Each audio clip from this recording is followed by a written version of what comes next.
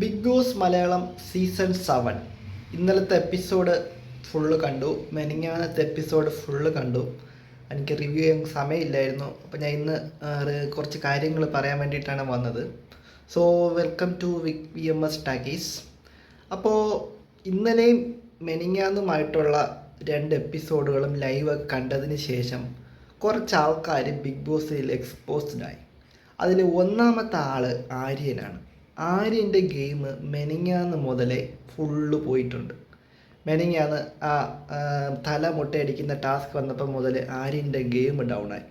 അതിൽ മെയിൻ പങ്ക് വഹിച്ച ആൾ അനീഷാണ്. അനീഷ് കിഡിലായിട്ട് മൈൻഡ് ഗെയിം കളിച്ച് അനീഷ് അവിടെ ആര്യൻ അങ്ങ് ബ്ലോക്ക് ചെയ്തു. ആര്യൻ്റെ ഗെയിം അവിടെ എക്സ്പോസ്ഡായി. വീട്ടുകാർക്ക് ആര്യൻ വലിയ ഹീറോ എന്നുള്ളൊരു രീതിയിലായിരുന്നു. ഇപ്പോൾ അതൊക്കെ മാറിക്കഴിഞ്ഞു. കൂടാതെ ഇന്നലെയും ഒരു സംഭവം ഉണ്ടായി. നിങ്ങളെല്ലാം കണ്ടിട്ടുണ്ട്. ഈ ജീവിത കഥ പറയുന്ന സമയത്ത്, ശൈത്യയുടെ ജീവിത കഥ പറയുന്ന സമയത്ത് ആര്യൻ ചിരിച്ചു എന്നും പറഞ്ഞ് വമ്പനടിയാണ് ഇന്നലെ രാത്രി വീട്ടിൽ നടന്നത്, എപ്പിസോഡിൽ കാണിച്ചത്. അപ്പം അതോടുകൂടി ആര്യൻ്റെ കയ്യിൽ നിന്ന് ഫുള്ള് പോയി. സത്യം പറഞ്ഞാൽ ആര്യൻ ചിരിച്ചതായിട്ടാണ് എനിക്കും തോന്നിയത്.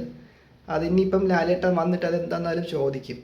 അപ്പം അതിൻ്റെ പേരും പറഞ്ഞ് ഇന്നലെ വമ്പൻ അടി അവിടെ നടന്നു.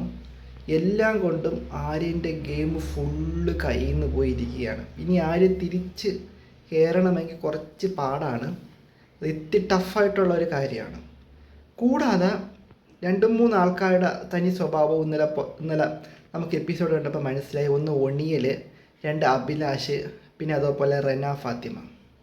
ഇതിലെ അഭിലാഷ് എന്ന് പറയുന്ന ആൾ എല്ലാത്തിലും കയറി പ്രതികരിക്കുന്ന ആളാണ്. പക്ഷേ ആ പ്രതികരണം മറ്റുള്ള പ്രേക്ഷകർക്ക് കാണുമ്പോൾ അല്ലെങ്കിൽ വീട്ടിലുള്ളവർക്ക് ഒരു ഇറിറ്റേഷൻ പോലെ ഫീൽ ചെയ്യുകയാണ്. വലിയ സൗണ്ട് എടുത്ത് അടിക്കാൻ പോകുന്ന രീതിയിൽ. എനിക്ക് തോന്നുന്നു മിക്കവാറും അഭിലാഷ് അവിടെ ഉള്ള ആരെങ്കിലും ദേഹത്ത് കൈവയ്ക്കാനുള്ള സാധ്യതകളുണ്ട്. പിന്നെ ഒണിയലിൻ്റെ വായിൽ നിന്ന് വരുന്ന വാക്കുകൾ, എൻ്റെ ദൈവമേ! ഇന്നലെ ആ വീട്ടിൽ റെന ഫാത്തിമയൊക്കെ വിളിച്ച തെറിക്ക് കയ്യും കണക്കുമില്ല. അതെന്താണെന്നാലും ലാലേട്ടൻ വരുമ്പോൾ ചോദിക്കും. ഒണിയൽ അതുപോലെ ഇന്നലെ ഒരു ടാസ്ക് നിങ്ങൾ കണ്ടായിരിക്കും. ആ ടാസ്ക് നടന്ന സമയത്ത് ഒരു കാരണവും ഇല്ലാതെ അനീഷിനെ പിടിച്ച് തള്ളി, അനീഷിനെ പിടിച്ച് തള്ളി കൊടുത്തിട്ട് നീ പോടാ എന്നൊക്കെയാണ് പറയുന്നത്. അതെന്തോ ഒരു വ്യക്തിവൈരാഗ്യം തീർക്കുന്നത് പോലെയാണ് എനിക്ക് ആ ടാസ്ക് കണ്ടപ്പോൾ അനീഷിനെ ചെയ്തത് കണ്ടപ്പം തോന്നിയത്.